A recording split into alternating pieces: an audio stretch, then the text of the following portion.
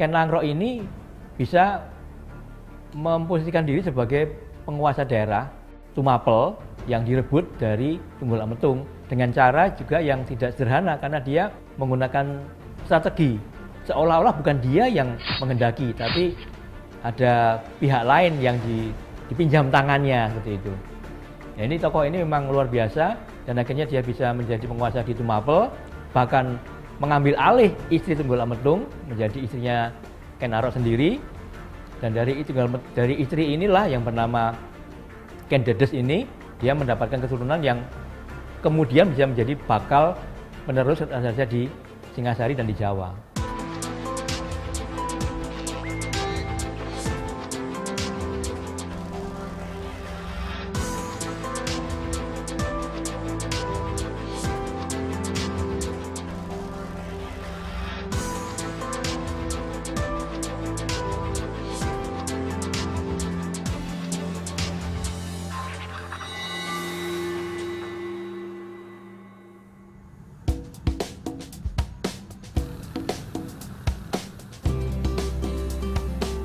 Singasari adalah kerajaan besar di Nusantara yang didirikan oleh Ken Arok pada tahun 1222 Masehi.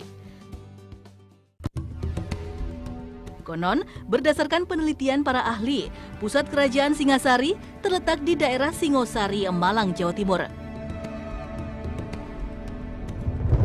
Ken Arok menjadi raja setelah mengambil alih kekuasaan Akuwu Tumapel yang bernama Tunggul Ametung dengan menggunakan keris pusaka yang dibuat Empu Gandring.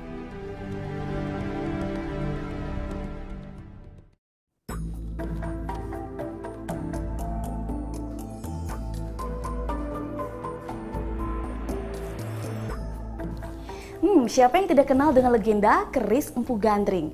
Keris sakti yang mempunyai peranan besar bagi berdirinya Kerajaan Singosari. Sebuah kerajaan yang pada zaman dahulu pernah berjaya di wilayah Kabupaten Malang, Jawa Timur. Dan kali ini saya akan menelusuri kisah sejarah dari peninggalan Singosari hanya di Titik Peradaban.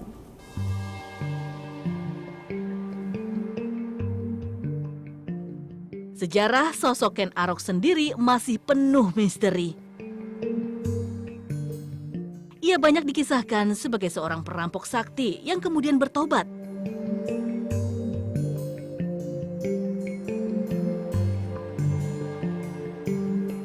Pertemuannya dengan istri Akuwu Tumapel yang cantik jelita bernama Ken Dedes menjadi awal perubahan kisah hidup Ken Arok. Ketika dia masih belum ada dalam kandungan ibunya, sudah dikisahkan tentang keberadaan orang tuanya, yaitu Ken Endok dan Gajah Para.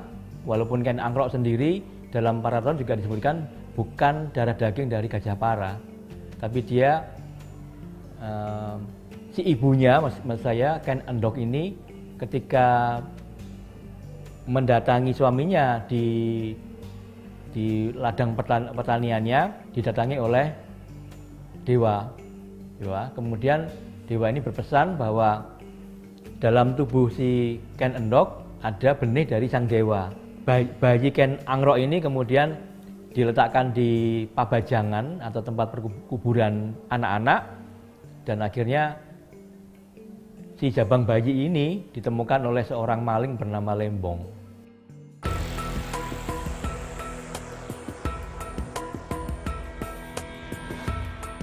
Kitab Pararaton menyebutkan jika Ken Arok adalah anak dari Dewa Brahma. Watugaan, kisah dalam Pararaton sebenarnya merupakan penggambaran secara halus sosok ayah Ken Arok yang bukan dari kalangan sembarangan. Bahwa Pararaton itu adalah merupakan kitab yang disebut puja sastra. Jadi tokoh itu disamarkan. Nah, kemudian Bukhari dalam analisisnya Prasasti Mula Malurung disebutkan Dewa Brahma itu ya adalah Tunggul Ametung. Dia disamarkan sebagai orang yang suci, yang tidak aibnya tidak bisa dibuka gitu. Alkisah, walaupun dibesarkan oleh seorang perampok, Ken Arok memiliki tanda-tanda keistimewaan yang terlihat oleh Loh Gawe, seorang pendeta yang kemudian menjadi guru Ken Arok. Loh Gawe jualah yang mendorong Ken Arok untuk merebut Ken Dedes dari Tunggul Ametung. Karena siapa saja yang bisa memperistri Ken Dedes, keturunannya akan menjadi penguasa di Pulau Jawa. Yang menarik kemudian justru Ken Langrok ini bisa memposisikan diri sebagai penguasa daerah Tumapel yang direbut dari Tunggul Ametung dengan cara juga yang tidak sederhana karena dia menggunakan strategi seolah-olah bukan dia yang menghendaki tapi ada pihak lain yang dipinjam tangannya seperti itu. Nah, ini tokoh ini memang luar biasa dan akhirnya dia bisa menjadi penguasa di Tumapel, bahkan mengambil alih istri Tunggul Ametung menjadi istrinya Ken Arok sendiri.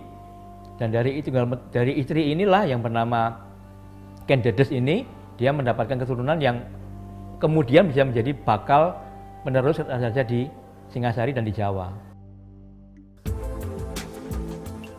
Sosok Ken Dedes dalam naskah Para Raton digambarkan sebagai wanita yang cantik jelita. Sebuah petirtaan kuno di desa Watugede, Kecamatan Singasari, Kabupaten Malang diyakini sebagai tempat yang berkaitan erat dengan Ken Dedes. Sebentuk kolam berbentuk persegi panjang di petirtaan diketemukan oleh seorang arkeolog Belanda pada tahun 1925. Dinding pembatas kolam terbuat dari batu bata berukuran besar yang nampak utuh. Air kolam petirtaan berasal dari sumber mata air dari bagian bawah sebuah pohon besar yang kemudian dialirkan melalui saluran air atau jalatwara yang sebagian besar sudah hancur. Hanya satu yang masih bisa diidentifikasi dengan penampakan relief Batari Durga menaiki kala.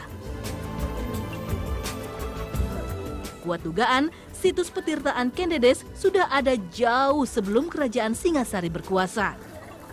Kalau Anda lihat bentang lahannya di sebelah bawah itu kan ada sawah, artinya pertanian. Biasanya dipakai untuk penyuburan.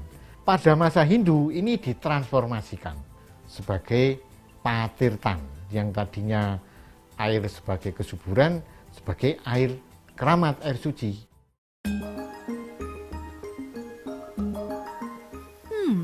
Daya tarik Ken Dedes sebagai sosok wanita yang istimewa menjadi daya tarik tersendiri situs petirtaan ini. Tak heran jika rata-rata pengunjungnya adalah para wanita yang berharap untuk bisa cantik dan awet muda seperti Ken Dedes.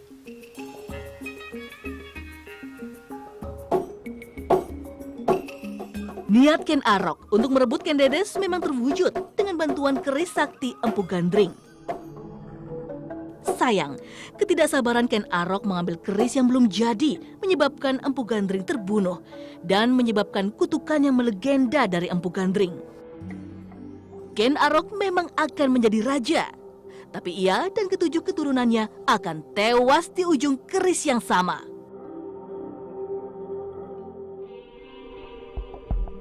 Ken Arok akhirnya menjadi Aku Tumapel yang menjadi bawahan kerajaan Kediri. Lewat bantuan para Brahmana yang bertikai dengan Raja Kertajaya, Ken Arok akhirnya berhasil mengalahkan Kediri dan menjadi raja di Tumapel. Nah, setelah itu dia bisa menyatukan dua kerajaan besar. Kemudian dia memproklamirkan kerajaan Singhasari dan ibu kotanya disebut Kutaraja waktu itu. Ada di sebelah timur Gunung Kawi, sehingga bumi Jawa menjadi satu. Ken Arok menjadi Raja Singasari pertama dengan gelar Sri Raja Sabatara Sang Awur Wabumi. Sayangnya, ia berkuasa tidak terlalu lama. Ia terbunuh oleh Anusapati, putra Tunggul Ametung dari Ken Umang, dan dipusarakan di daerah yang disebut Kagenengan. Anusapati kemudian naik tahta menjadi Raja Singasari berikutnya. Di dalam Para Raton disebutkan bahwa ayahnya Tunggul Ametung yang beristrikan dengan Ken Umang itu dibunuh oleh Ken Arok, sehingga dia mengutus orang batil. Orang batil itu ya orang yang mahir tentang membunuh, untuk membunuh dengan keris Empu Gandring, dan kemudian terbunuhlah Ken Arok yang disebutkan dia meninggal di meja mas gitu. Kematian Ken Arok karena dibunuh tentu saja memancing kecurigaan putranya Tohjaya terhadap Anusapati. Tohjaya lalu membunuh Anusapati di arena sabung ayam yang menjadi kegemarannya. Keris Empu Gandring kembali mengambil korban.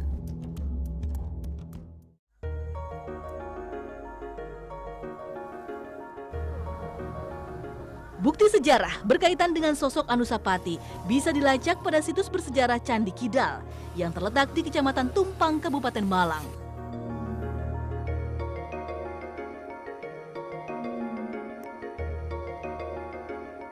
Penamaan Candi Kidal dalam bahasa Jawa kuno bermakna kiri, karena pembacaan relief di candi ini tidak seperti pada candi-candi lainnya yang biasanya searah dengan arah jarum jam atau yang disebut dengan pradaksina. Namun khusus di candi ini pembacaan relief justru berlawanan dengan arah jarum jam atau prasawiya.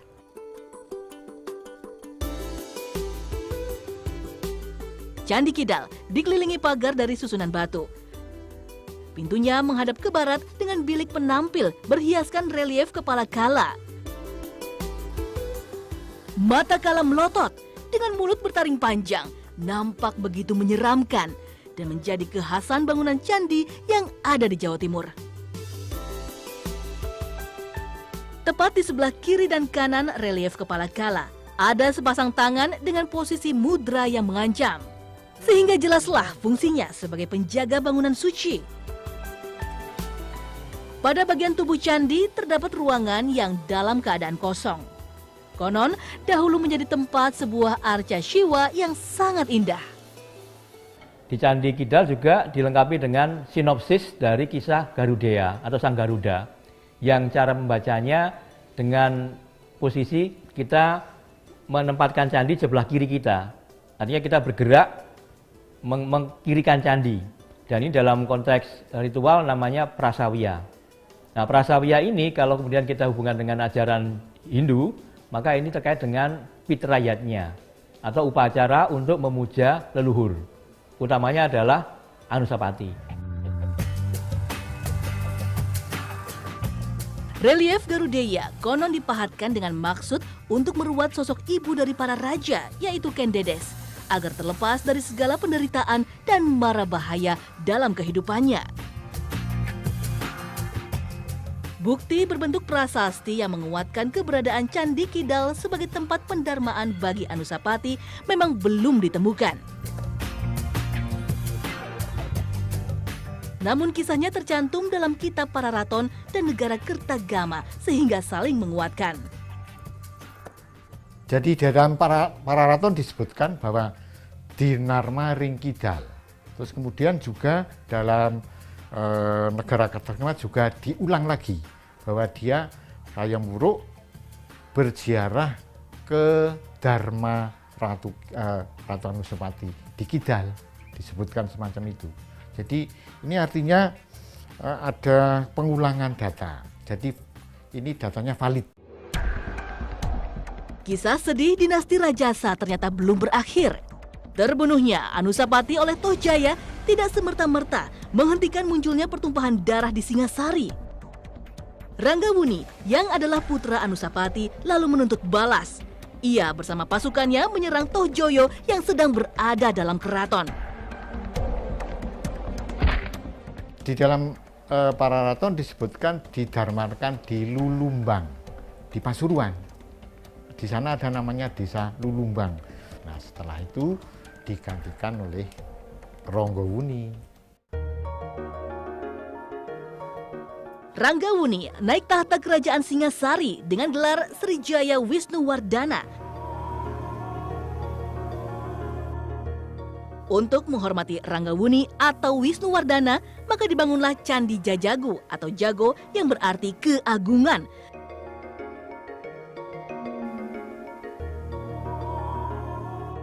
Terletak di Kecamatan Tumpang, Kabupaten Malang, tidak jauh dari lokasi Candi Kidal.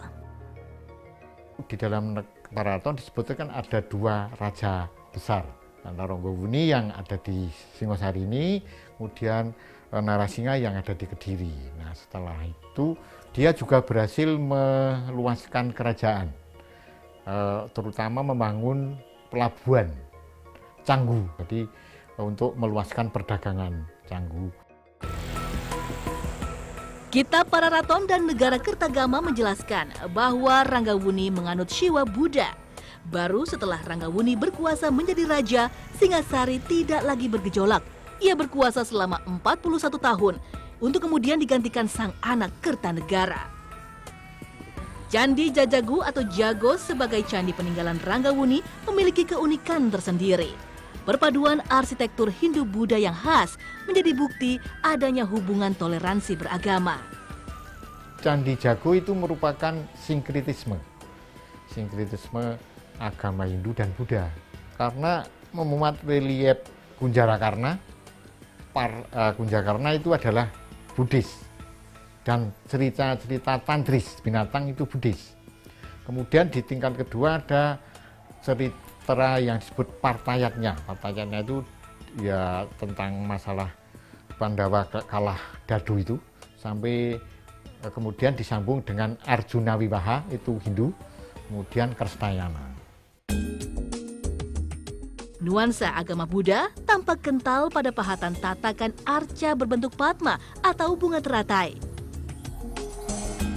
Sebentuk arca dengan kepala terpenggal menunjukkan bentuk arca Amoghapasa. Amoghapasa memang salah satu panteon dari agama Buddha. Ini sangat kuat. Sebenarnya di candi itu tidak hanya ada arca itu, tapi ada juga banyak arca yang lain dan semuanya merupakan bagian dari panteon Buddha. Ini yang tertinggal cuma satu, yang lain sudah bertebaran. Ada yang di Museum Jakarta, ada yang bahkan ada 2 lagi di luar negeri. Sejarah Singasari dan dinasti Rajasa yang dirintis Ken Arok memang penuh kisah kelam dalam proses pendiriannya. Mungkinkah kutukan Empu Gandring telah berakhir di masa Ranggawuni berkuasa? Jangan kemana-mana, tetap di Titik Peradaban.